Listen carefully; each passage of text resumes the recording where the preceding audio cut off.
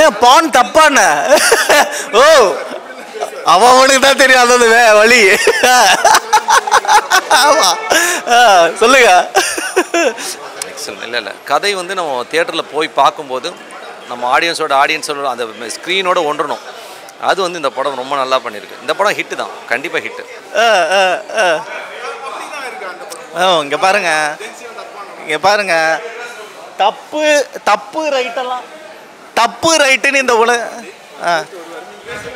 தப்பு ரைட்டெல்லாம் இந்த உலகத்தில் எதுவுமே கிடையாதுங்க. ஒரு உயிரை அழிக்கக்கூடாதுங்க, புரியுதுங்களா? நீங்கள் வந்து ஒரு உயிரை அழித்து நீங்கள் வாழ்கிறது தான் இங்கே தப்பு. ஸோ ஒரு ஆனர் கில்லிங்கான ஒரு விஷயம் நம்ம இங்கே பண்ணுறது வந்து இந்த சொசைட்டியில் ரொம்ப ரொம்ப தப்பு. அந்த விஷயத்தை நீங்கள் வந்து என்ன ரிலேஷன்ஷிப் மாறுங்க, நீங்கள் கள்ள தொடர்பு வச்சுக்கோங்க, கல்யாணம் பண்ணிக்கோங்க, என்ன பண்ணுங்க, ஆனால் நீங்கள் ஒரு உயிரை அழிக்கிறதுன்றது யாருமே உங்களுக்கு அந்த பர்மிஷன் தரல, புரியுதுங்களா? எல்லாருக்குமே எல்லா வகையான வாழ்க்கையை வாழ்ந்துட்டுருக்காங்க இங்கே, புரியுதுங்களா? ஸோ அப்படி இருக்கிறப்போ நீங்கள் ஒரு உயிரை அழிக்கிறதுக்கான தகுதி யாருக்குமே இங்கே கிடையவே கிடையாது. அதனால் இங்கே ஒரு ஆனர் கில்லிங் விஷயத்த பேசுறது வந்து நான் கரெக்டுன்னு சொல்லுவேன். இந்த கதை வந்து ரொம்ப ரொம்ப வேலிடான ஒரு கதை.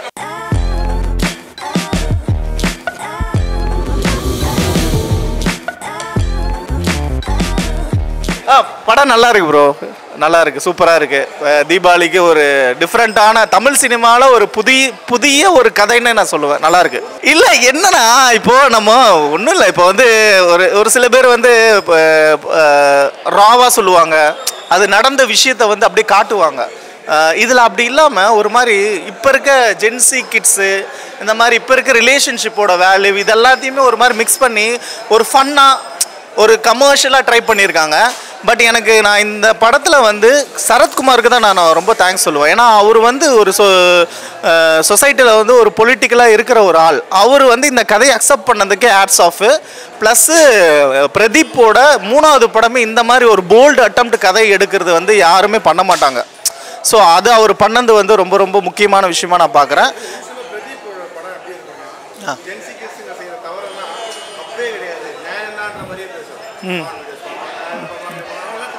ஏன் பான் தப்பான? ஓ, அவனுக்கு தான் தெரியும் அதாவது வழி. ஆமா, சொல்லுங்க. இங்கே பாருங்க, இங்கே பாருங்க, தப்பு தப்பு ரைட்டெல்லாம் தப்பு ரைட்டுன்னு இந்த தப்பு ரைட்டெல்லாம் இந்த உலகத்தில் எதுவுமே கிடையாதுங்க. ஒரு உயிரை அழிக்கக்கூடாதுங்க, புரியுதுங்களா? நீங்கள் வந்து ஒரு உயிரை அழித்து நீங்கள் வாழ்கிறது தான் இங்கே தப்பு. ஸோ ஒரு ஆனர் கில்லிங்கான ஒரு விஷயம் நம்ம இங்கே பண்ணுறது வந்து இந்த சொசைட்டியில் ரொம்ப ரொம்ப தப்பு. அந்த விஷயத்தை நீங்கள் வந்து என்ன ரிலேஷன்ஷிப் மாறுங்க, நீங்கள் கள்ள தொடர்பு வச்சுக்கோங்க, கல்யாணம் பண்ணிக்கோங்க, என்ன பண்ணுங்க, ஆனால் நீங்கள் ஒரு உயிரை அழிக்கிறதுன்றது யாருமே உங்களுக்கு அந்த பர்மிஷன் தரல, புரியுதுங்களா? எல்லாருக்குமே எல்லா வகையான வாழ்க்கையை வாழ்ந்துட்டுருக்காங்க இங்கே, புரியுதுங்களா? ஸோ அப்படி இருக்கிறப்போ நீங்கள் ஒரு உயிரை அழிக்கிறதுக்கான தகுதி யாருக்குமே இங்கே கிடையவே கிடையாது. அதனால் இங்கே ஒரு ஆனர் கில்லிங் விஷயத்த பேசுறது வந்து நான் கரெக்டுன்னு சொல்லுவேன். இந்த கதை வந்து ரொம்ப ரொம்ப வேலிடான ஒரு கதை.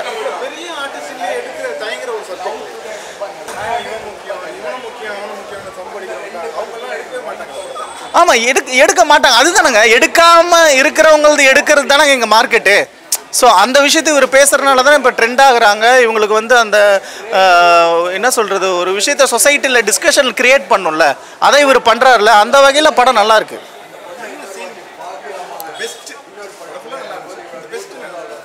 பெஸ்ட்டு வந்து இவர் தேவதாஸ்.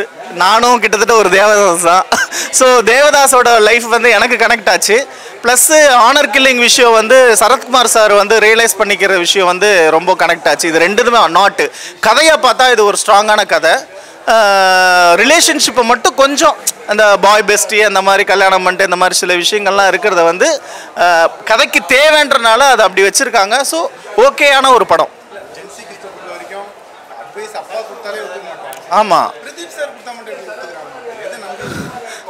ஆமாம், ரஜினி சார் வந்து தம் அடிப்பார், தண்ணி அடிப்பார், அதெல்லாம் நம்ம வந்து இங்கே பண்ணலையா? அதுக்கப்புறம் வந்து விஜய் சார் மாதிரியே வந்து எல்லோரும் பின்னாடி ஓடி போயிட்டு எல்லாம் பண்ணலையா? அந்த மாதிரி தான் அடுத்த ஜென்ரேஷனு பிரதீப் என்ன சொன்னாலும் இங்கே பண்ணுவானுங்க. அதுதான் திரையில் பார்க்குற ஹீரோக்களை வச்சு தான் நம்ம வந்து இங்கே வந்து அந்த பண்ணிகிட்ருக்கு. அது ஒரு மாயான விஷயம். ஸோ அதெல்லாம் தாண்டி சோஷியல் இஷ்யூவை பற்றி புரிஞ்சுக்கணும்னு சொல்லிட்டு அவர் சொல்லியிருக்காரு. So nice subject, nice movie, good. Time பார்க்கலாண்ணா, நல்லா இருக்கு. பிரதீப்பை நம்பி ஒன் டைம்னா பல தடவை பார்க்குறாங்க. இல்லைண்ணா, படம் சூப்பராக இருக்குண்ணா, எங்களுக்கு ரொம்ப பிடிச்சிருக்கு.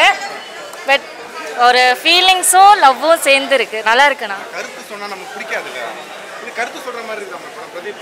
இல்லைண்ணா, இது கொஞ்சம் கருத்துள்ள படம்ண்ணா, நல்லா இருக்காண்ணா, பார்க்கலாம், பசங்க எல்லாம் பார்க்கலாண்ணா. கொஞ்சம் விசில் அடிச்சு விசில் அடிச்சேன்னா ஒவ்வொரு மூமெண்ட்டும் நல்லா தான் இருந்துச்சு. படம் சூப்பருங்க. என்ன ரியலி வந்து ஒரு வித்தியாசமான ஃப்ளேவர் அது ஆக்சுவலி. ஏன்னா வந்து எப்போதுமே வர மாமூலான கதை இல்லாமல் ஒரு லவ், அந்த லவ்க்கு நடுவில் வர ஒரு வித்தியாசமான ஒரு பிரச்சனைகள், அதுக்கு ஒரு ஃபேமிலி, அந்த ஃபேமிலிக்குள்ளே ஒரு பிரச்சனை, ரெண்டுத்தையுமே மிங்கிள் பண்ணி சொன்னது வந்து ரொம்ப வித்தியாசமாக இருந்தது. அதே நேரத்தில் வந்து ரொம்ப கிரிஞ்சியாக இல்லாமல் ஒரு மாதிரி அழுகாட்சிலாம் இல்லாமல் ஒரு மாதிரி வித்தியாசமாக ஒரு ஃபன், அப்புறம் அது இல்லாமல் ரொம்ப ஒரு ஜாலியான ஒரு என்டர்டெய்னர் தான். ஒரு அற்புதமான படம்.